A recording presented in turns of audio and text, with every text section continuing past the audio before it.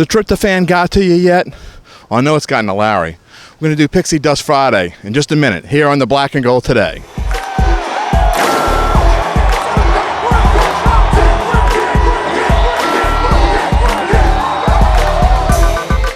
Welcome to the Black and Gold Today, sponsored by Cadillac of New Orleans. I'm Jim Derry, and I'm here along with Larry Holder for another Picksie Dust Friday. And Larry, we just heard from some of the coaches here. We're taping the show on Wednesday, if you don't know.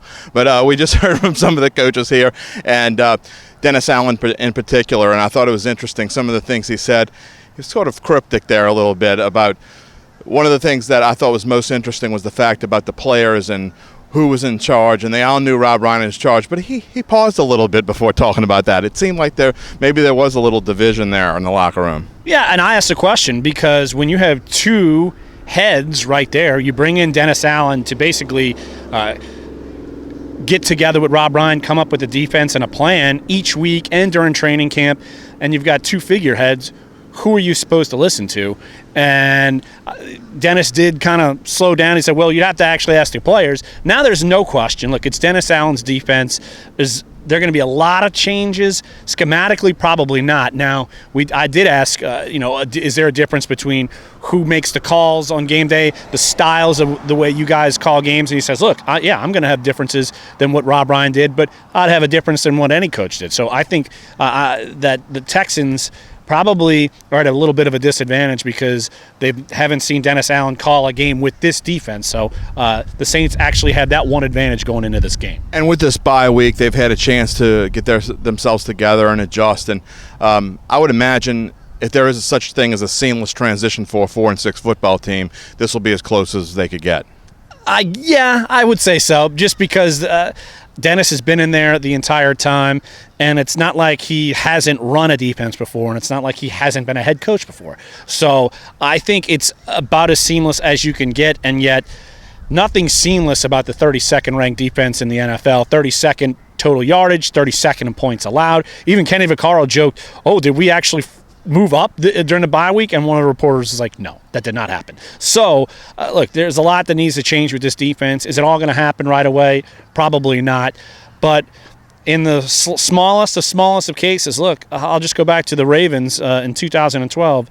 They fired their offensive coordinator and bring in a new one. They win the Super Bowl. Not saying that's going to happen here, but there is precedent to where a new coordinator can jumpstart a team. And that leads into, Catherine and I talked about this a couple days ago about whether it could give them a spark. And I think you will find out a lot about this team and what sort of ball they'll play the rest of the season with this game against the Texans. Do you agree? Oh, absolutely. And I also feel like it's what Sean Payton, I think if he doesn't fire Rob Ryan, you could make the argument, well, he's mailing it in. And I think making a change with Dennis Allen, that's the only real change you could make. You're not going to make these massive personnel changes. Sean Payton talked about that when I asked him about it this morning because you can't bring in someone new in the building until after the season's over. That's at least going to be effective. So I'm curious to see how they respond to him. Look, it can't hurt. The defense we last saw against Washington was abysmal. It's the worst we've seen this year. And so it cannot hurt to make this move, and I think that's why Sean Payton made it. And we'll get into more about what we're going to see this week as Larry and I make our picks right after this for the Extra Point here on Black and Gold Today. What's one of the nicest things that comes with your new Cadillac from Cadillac of New Orleans? 0% interest. Get 0% interest on all new Cadillacs, now at Cadillac of New Orleans. New owners, new attitude, on Lime Street in Rye in Metairie. And Larry, it's that time of the week again. People have had their turkey, they've had their stuffing, and now we're going to stuff them with some more. I don't want to stuff him with another pick. I only got the Rob Ryan firing right. That's the best pick I've made all year, day before it happened. But, look, I'm going to make a pick. We all know this is total disaster. This is more comedy than anything else at this point. Well, here we go. And it is comedy, and that's why people tune in to watch to see what we're picking. And, this week you got a Texans team it's not a really fantastic matchup for the Saints up front, considering what's going on up front, and they're playing against J.J. Watt and a really good defensive line. Drew Brees is going to have to get off a lot of quick passes, and they're going to have to be successful in the run game. Look, there's actually a bit of disarray with the Saints offensive line. We talked to Brett Ingles, the offensive line coach, and it's up for grabs at left guard. We could see Tim Alito. We could see Senio Clemente. We could even maybe see Andres Pete there. He's been working at that, and they may have put him in against Washington, but Armstead's injury put Pete as their backup tackle just in case, so they did not want to put him in there. So look, that spot is up for grabs. I'm going to guarantee J.J. Watt is going to line up right there to test that spot.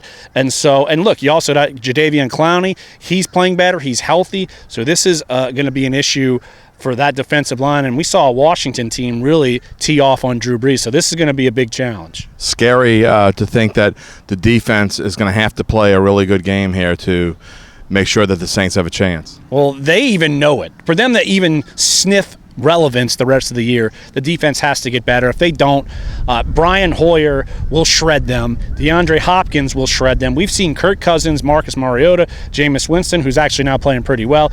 A bad Sam Bradford even shred them. The quarterback rating for opposing quarterbacks has jumped. It's now 116, just to show you how well these defenses are playing.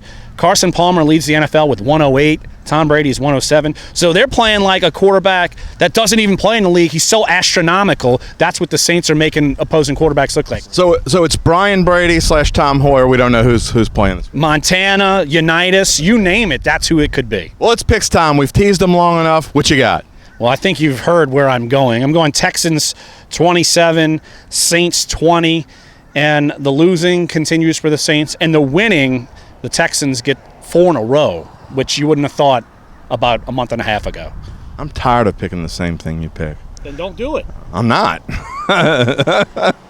This pick makes absolutely no sense.